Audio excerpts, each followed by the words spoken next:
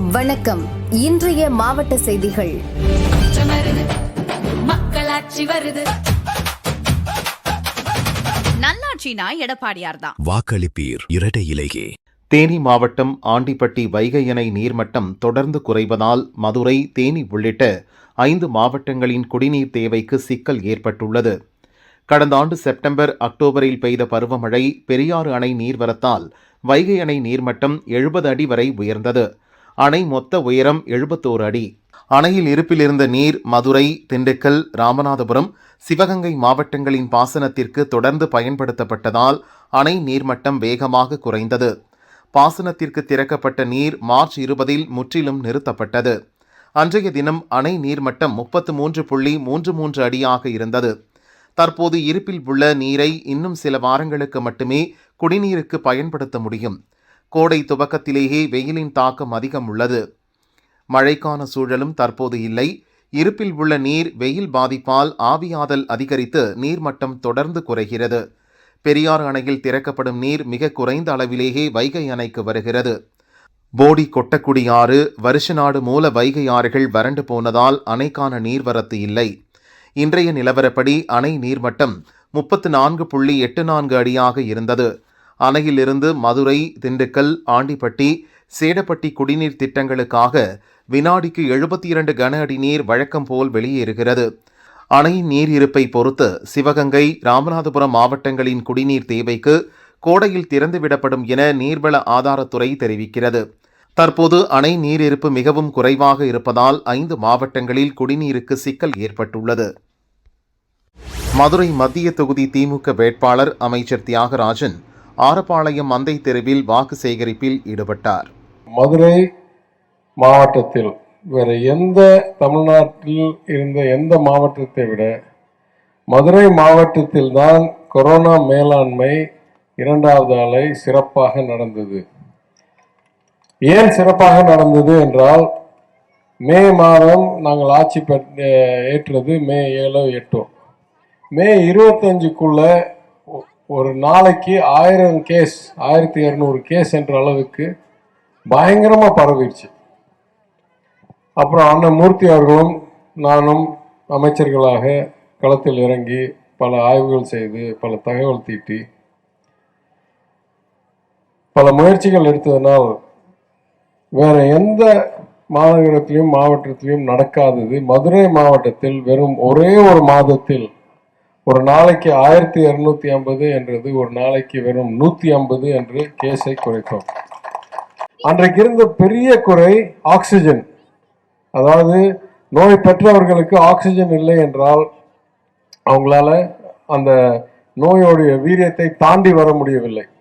ஆனால் ஒன்றிய அரசாங்கம் என்ன சொல்லுச்சு, எங்கெல்லாம் ஆக்சிஜன் கான்ட்ராக்ட் இருக்கோ மெடிக்கல் ஆக்சிஜன் அதெல்லாம் கேன்சல் பண்ணப்படுகிறது. இது ஃபோர்ஸ் மெஷர் அப்படின்னு சொல்லுவாங்க. எல்லா கான்ட்ராக்ட்லையும் ஒன்றிய அரசாங்கம் முடைச்சு இனிமே எல்லா ஆக்சிஜனும் ஒன்றிய அரசாங்கத்துக்கு தான் கொடுக்கப்படணும். ஒன்றிய அரசாங்கம் முடிவு செய்யும் எந்த ஊருக்கு எவ்வளோ ஆக்சிஜன் கொடுக்கணும். அப்போ நம்மளுக்கு எல்லா ஹாஸ்பிட்டல், நம்ம நிறைய மருத்துவமனைகள் வச்சுருக்கோம், ஜிஹெச்லேருந்து தனியார் மருத்துவமனை, எல்லா மருத்துவமனையோடைய ஆக்சிஜன் கான்ட்ராக்டும் கேன்சல். திடீர்னு 2 நாளில் இனிமேல் ஆக்சிஜனே வராது.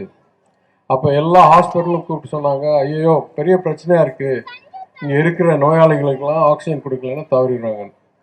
அந்த அடிப்படையில் என்ன பண்ணுறது தெரியாத சூழ்நிலையில் ஒரு பெரிய வரமாக ஒரு தகவல் வந்தது.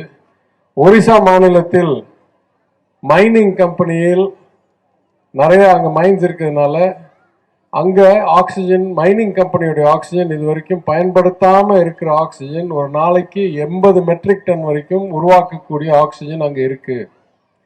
ஆனால் அதை எப்படி இங்கே கொண்டாடுறது?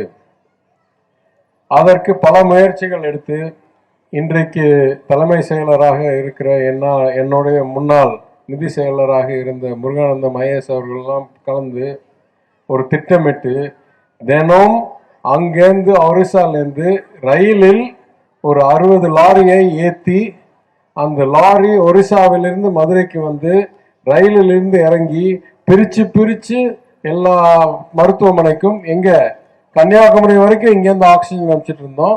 போய் எத்தனையோ பேர் உயிர்கள் காப்பாற்றப்பட்டது. திருச்சி ஸ்ரீரங்கம், சித்திரை வீதி, உத்தர வீதி, அடையவிளஞ்சான், கொள்ளிடக்கரை, மேலூர் சாலை, பஞ்சக்கரை, திருவடி தெரு, அம்மா மண்டபம் சாலை உள்ளிட்ட பல இடங்களில் நேற்று இரவு 9:40 மணி முதல் 3 மணி நேரத்திற்கு மேலாக அறிவிக்கப்படாத மின்வெட்டு ஏற்பட்டது. திருச்சி மாவட்டத்தில் கடந்த 4 நாட்களாக 100 டிகிரிக்கு மேல் வெயில் வாட்டுகிறது. இன்று 102 டிகிரி வெயில் பதிவானது. பகல் நேரங்களில் மட்டுமல்லாமல் இரவிலும் வெப்பம் வீடுகளில் அதிகரித்து வருகிறது. ஃபேன் ஓடியும் புழுக்கத்தால் குழந்தைகள், பெரியவர்கள் சிரமம் அடைகின்றனர். போதாக்குறைக்கு அறிவிக்கப்படாத மின்வெட்டு இரவில் தொடர்கிறது. வெப்பத்தில் இரவில் தூக்கம் தொலைத்த மக்களுக்கு இப்போது மின்வெட்டு அதிர்ச்சியை ஏற்படுத்தியுள்ளது. ஸ்ரீரங்கம் தொகுதியில் தேசிய ஜனநாயக கூட்டணிக்கு வெற்றி வாய்ப்பு பெருகியுள்ள நிலையில் திமுகவினர் மின்தடை ஏற்படுத்தி ஓட்டுக்காக பணப்பட்டுவாடா செய்கின்றனரா என மக்கள் சந்தேகிக்கின்றனர். மதுரை மேல அனுப்பானடி தனியார் ஹோட்டலில் மத்திய விளையாட்டுத்துறை அமைச்சர் மன்சுக் மாண்டவியா மற்றும் பாஜக கலை கலாச்சார பிரிவு மாநில செயலாளர் கஸ்தூரி ஆகியோர் செய்தியாளர்களை சந்தித்தனர். Congress and DMK regarding delimitation. They are deliberately misleading the people of Tamil Nadu and South India. It's very sad. Misleading the people. Politics is one thing. You do politics yourself. You give that we are doing, it's one thing.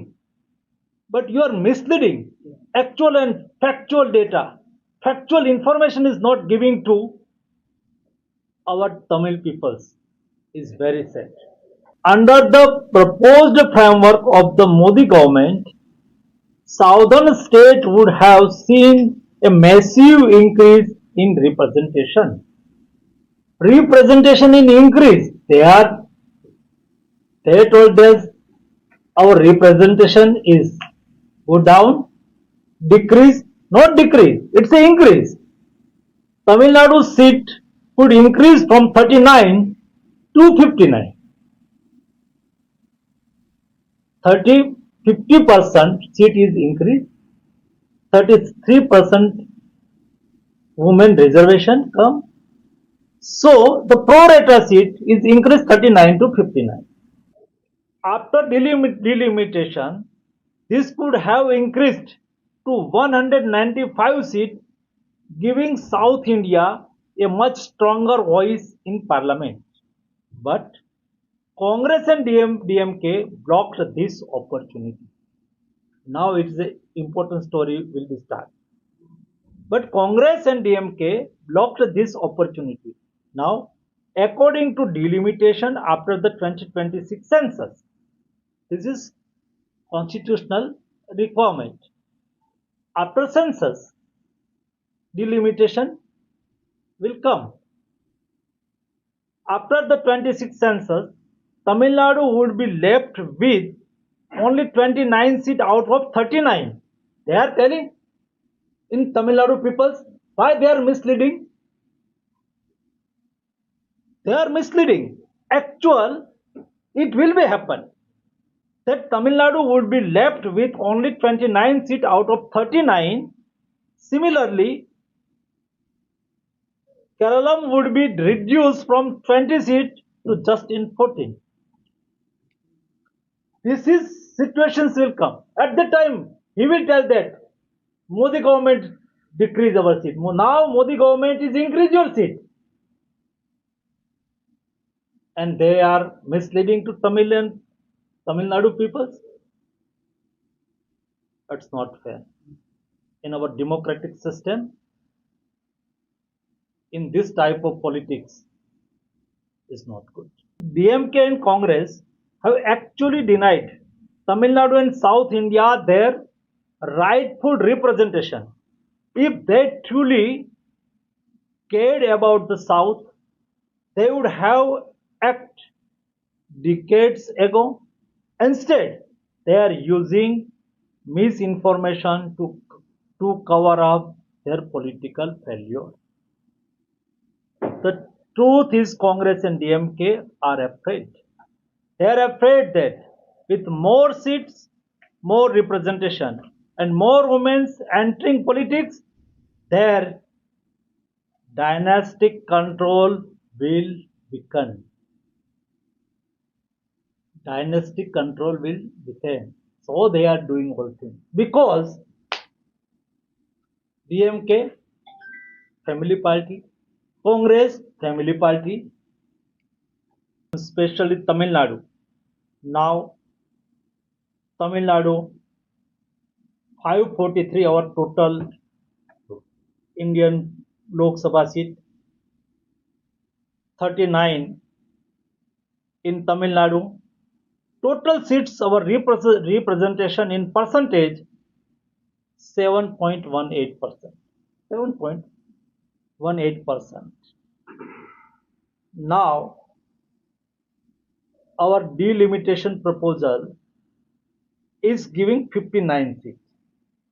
மேலும் மத்திய அரசின் திட்டப்படி தொகுதி மறுவரையறை நடந்தால் தமிழகத்தின் லோக்சபா இடங்கள் 39 59 உயரும். எதிர்க்கட்சிகளின் முட்டுக்கட்டையால் பழைய முறையே தொடர்ந்தால் 2026 மக்கள் தொகை கணக்கெடுப்பிற்கு பிறகு தமிழகத்தின் இடங்கள் 39 29 குறைய வாய்ப்புள்ளது என்றார். திமுக அரசு 47 சீட்டு தான் கிடைக்கும், அது தமிழகத்துக்கு ஒரு மிகப்பெரிய இழப்பு அப்படின்னு சொல்றது 100% 100% போய் 59 சீட்டு வரணும், ஆனா வரலன்னு எல்லா இடத்துலயும் சொல்றாங்க. அது போய் வருது. 59 seats is the authenticated information. It is a 50% increase and minister has also confirmed the same. There is no loss in seats. I repeat, no loss in seats. எந்த இழப்பும் இருக்காது. 59 சீட்டு நமக்கு கிடைக்குது. அதை தடுக்கிறதுனால அடுத்த வருஷம் ஆட்டோமேட்டிக்கா டீலிமிட்டேஷன் வந்துச்சுன்னா நமக்கு அப்பதான் இழப்பு ஏற்படும்.